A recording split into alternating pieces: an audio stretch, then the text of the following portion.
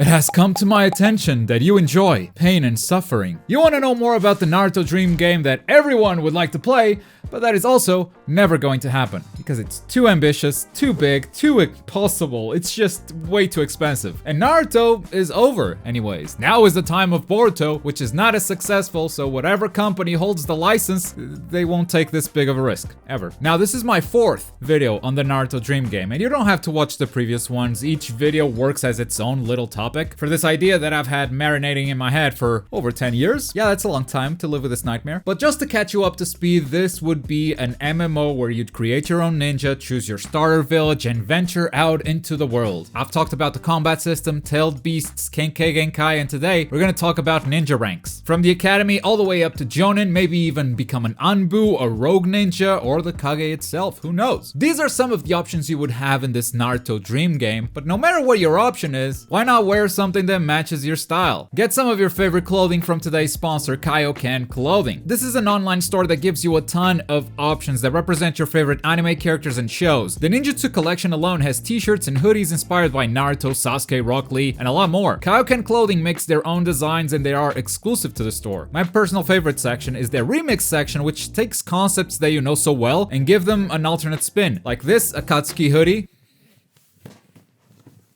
I really love how creative they get with these remix designs, and you can get anything from their store with a 10% discount if you enter promo code Globku at checkout. Shipping is free, or if you'd rather have these items faster, they also have the DHL Express option. So go ahead and click the link down below. Start shopping right now. Thank you Kaioken Clothing for sponsoring this video. Alright, so when you start playing this game, you're not even a ninja. You're at the academy, playing the tutorial, learning how these systems work, especially combat and movement. After you graduate from the academy, aka when you complete the tutorial, that's when you're a Genin. Congratulations, you're a fully fledged ninja, you're free to go out there, explore the world, do whatever you want. You can also start taking missions that are assigned by the village. You don't have to, but they're there and they're an option. Now in the past videos, we've covered a lot of the things that you might want to do in this game, things that you set for yourself as objectives. If you want to go hunt for legendary weapons, you can do that. If you want to go hunt for a tailed beast, you can do that. You can set these goals and then try to chase them because the game has this set of systems that interact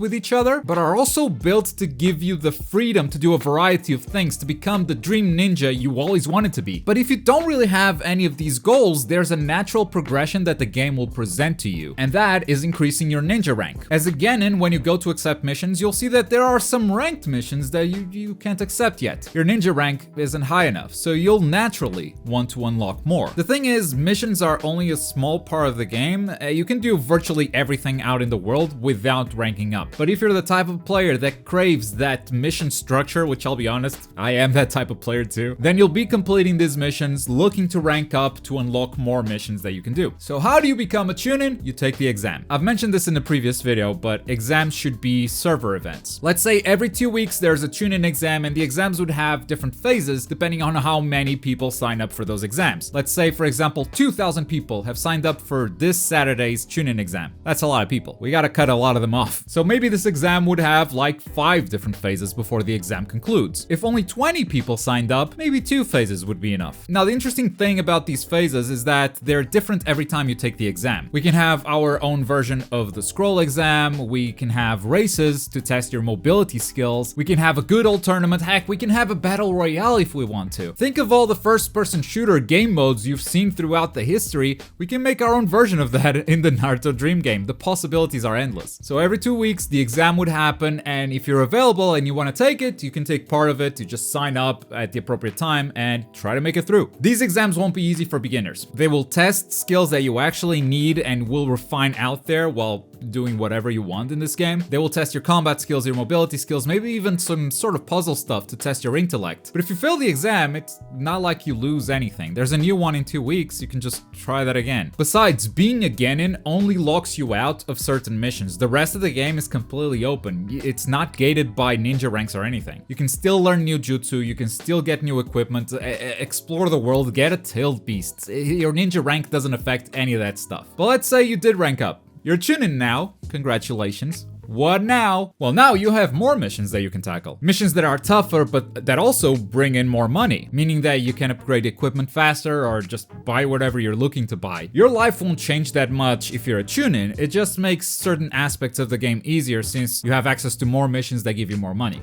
But let's say that is not enough for you. Let's say you want to rank up again, you want to become a Jounin. In the world of Naruto, there are two ways of becoming a Jounin. One, you have other Jounin acknowledge your skills, and the Kage himself acknowledges your skill as a Jounin, and they decide, okay, you deserve to be a Jounin. That's how Shikamaru made it. And the second way is by taking the Jounin exam. Well, in this game, having other Jounin and the Kage acknowledge you to get your promotion sounds very exploitable. My nephew is the Hokage and he ranked me up. What is a video game? So in order to avoid that and actually saving the Jounin rank to players who are actually decent at the game, we're gonna limit the promotions to the Jounin exam. The Jounin exam is similar to the Chunin exam, except it happens less frequently, let's say just once a month. And by the way, the frequency of these exams isn't set in stone, it's just an example. I'd like to remind everyone that this game is never gonna come out, so no point in getting angry about these small details in the comments because it doesn't exist, okay? You're getting angry at nothing. But the Jounin exam should definitely happen less frequently than the Chunin exam. Not only will it test how dedicated those players are because they are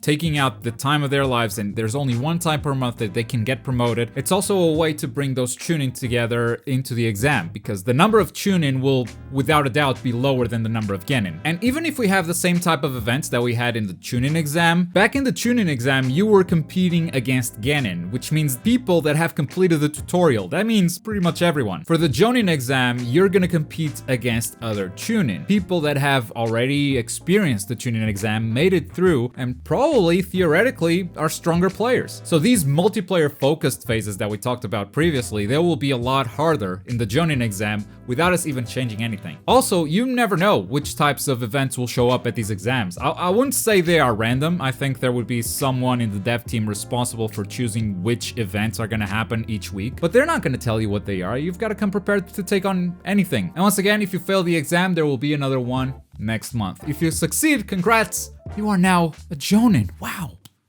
You can now do pretty much every mission that the village has available, with some exceptions. And on top of that, you also have the option to accompany Genin on lower ranked missions. And yeah, you heard it right, you have the option, you don't have to do it. Seen some folks in the comments saying it would be cool if we could have a team of 3 Genin and a Jounin accompanying people on missions. Yeah, it would be cool, but it would also suck for a lot of people. Some players prefer to play alone, others don't want to rank up to Jounin just so they have to babysit new players. So having the option is good for those who want to, you know, role play a bit harder, but I don't think it should be mandatory. And that would pretty much conclude the basic progression that most players would go through. And from here, there are still a couple of things you can aim for, but this is as far as most people would go. And I think this is also a natural stopping point to explain how these ninja ranks work with another system we've talked previously, Permadeath. If you've missed my previous videos, one of the core systems surrounding this game is Permadeath. Your ninja that you've created and worked so hard on can be permanently killed by another ninja. And that's something that has turned a lot of people off in the comments, but dying in this game doesn't mean you lose everything. Your new ninja can be a reincarnation of your previous ninja, inheriting jutsu and techniques from your previous ninja. The rank, however, is not inherited. We could have a system where you come out of the academy and people think you're a prodigy and you're instantly promoted to Chunin or Jounin or whatever you left off, but that would be against the spirit of Naruto. No one comes out of the academy a Jounin. At the same time, since you get to keep a lot of your jutsu from your previous ninja and you now have a lot of experience with how the game works, I'm sure you're gonna ace those Chunin and Jounin exams on your first try. And keep in mind that once you've completed an exam, you can't go back and take it again. If you're a Chunin, why would you take the Chunin exam? So the only way you have to take these exams again is to die and start over. And these exams are supposed to be a lot of fun. They feature game modes and events that you can't find anywhere else in the game, and it would be a shame if you only went through them once. And it's not like you'd be taking the same exam. Each exam is different, going through different phases and events. And if you're worried about, you know, really strong players, really experienced players coming in here and taking your Chunin exam, that's what matchmaking is for, okay? The game knows they were a Jounin before. The game knows how much they've played this game. We're gonna pair that player up with some stronger players, okay? Don't worry about it. The goal of these exams is to make you go, cool, I get to do these exams again. They were really fun, and not, oh God, I gotta do the exam. If that is your reaction, then these exams have failed their purpose. They're supposed to be fun experiences and not just something that, oh, While that's over with, and again, your ninja rank doesn't make you stronger. You can be a Genin that is just as strong as a Kage. It's not your ninja rank that determines how strong you are. There are no levels, there are no experience points. You don't have to grind that kind of stuff every time you die. Your ninja rank just determines which kinds of missions you can take on. And it might make buying stuff a bit easier since you're getting more money out of those missions, but that's it. Although it also unlocks a couple of paths. If you are a Jounin, at this point, you can go a few routes. A cool path that you could try taking is trying to become a member of ANBU. The Kage Special Forces in this game, the ANBU, would work a little bit like bounty hunters. Your village, whatever village you picked, has enemies. It also has rogue ninja that were originally a part of your village but broke the rules. And the ANBU would be the ninja responsible for collecting those bounties, for bringing those ninja to justice, and very often those ninja would be other players. So if you're looking for a PvP heavy experience, going ANBU would probably be the place to go. Becoming a member of ANBU would grant you these special missions, these bounty hunter missions, and would also give you access to exclusive gear. You know, if you want the mask, if you want the outfit, all that stuff, you gotta become an ANBU. But it all comes with a downside. You become the village's soldier. You now follow the Kage's orders, which means everything you obtain out there in a mission belongs to the village, not to you. I mean, you still get your money rewards, you still get gear, you still get, you still get stuff for completing a mission, but if you find something special like a legendary weapon or a tailed beast, that's the Kage's property,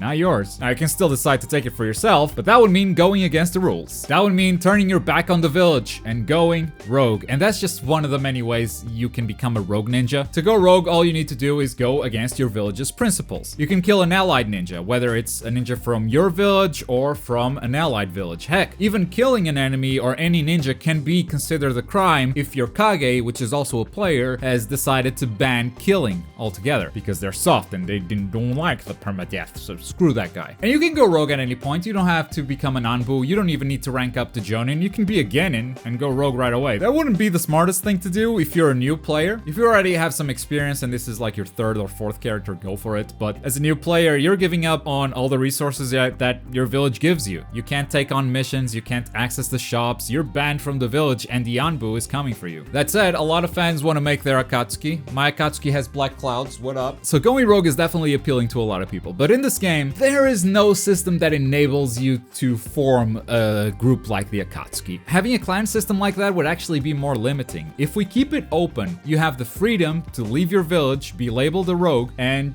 just go out there and start your own clan without the game acknowledging you as a clan. You just talk to people and wear matching outfits. Congrats, you're a clan. The game doesn't have to say, congrats, you're a clan. No, let's keep it open. Let's keep it free. So that way you can create whatever you'd like and not be limited to the options that the developers have programmed. Because sure, it would be easy to create a clan system to say, hey, you're the Akatsuki now or whatever. But to keep these systems truly open, you gotta take those shackles off. Besides, this is a group of rogue ninja. Do you really think they're gonna adhere to your clan rules? They can backstab you anytime they want. They didn't sign a contract. There's no law out there. So there is no clan system, but hey, get your friends together, wear matching outfits, call yourself a clan. That works. Now, instead of going down this path of becoming an evil rogue or becoming an ANBU, you can also try to become the village's Kage. No idea how you do that though. Previously, I mentioned the idea of the village voting for the next Kage, kind of a democracy system. Someone said in the comments that YouTubers would always be the Kage, thus thwarting my flawless plans. So yeah, that idea wasn't super good. But also holding a tournament or an exam to become the Kage, it's also against the idea of what a Kage is. So I guess this is one of the downsides of thinking about an entire game on your own. Sometimes your ideas suck, and working as a team would surely bring out some better ideas. But if you do become the Kage through whatever method is implemented, you do get some new powers over your entire village. First of all, you can communicate directly with the other villages' Kages, deciding who are your allies and who are your enemies. And this will affect every single ninja in your village. If they find someone else out there in the world, are they an ally? Are they an enemy? That was decided by you, talking to another player. You can also dictate what the rules are on killing ninja. Remember, killing is a big deal because of permadeath. Are you okay with a ninja from your village killing players from other villages? You might make some enemies along the way, but you also want your ninja to get the best stuff, right? They see a Jinchuriki out there, they can't really steal it without killing that ninja. At some point, I even thought the Kage would play the game game a bit like a Sim City, you know, building walls and terraforming the village, but I gave up on that idea. This game is already impossible enough. As the Kage, you'd get to make these decisions that impact the entire player base from your village, and players can go along with your rules, or they can turn their back on the village, and you gotta live with the consequences. And that's the ninja ranks in your Naruto Dream game. Start at the academy, rank up to Genin after the tutorial. After an exam, you can become a Chunin and a Jounin, and from Jounin, you can try to become an ANBU or the Kage itself. And at any point during this progression, you can go rogue and just play by your own rules. And with that said, are there any systems you'd like me to explain? There's a lot to this game, so if you want to know how anything in particular works, I've got it all written down somewhere. Don't forget to check Kaioken clothing, link in the description down below, and as always, thank you very much for watching. My name is Globku, and I'll see you next time. Boy.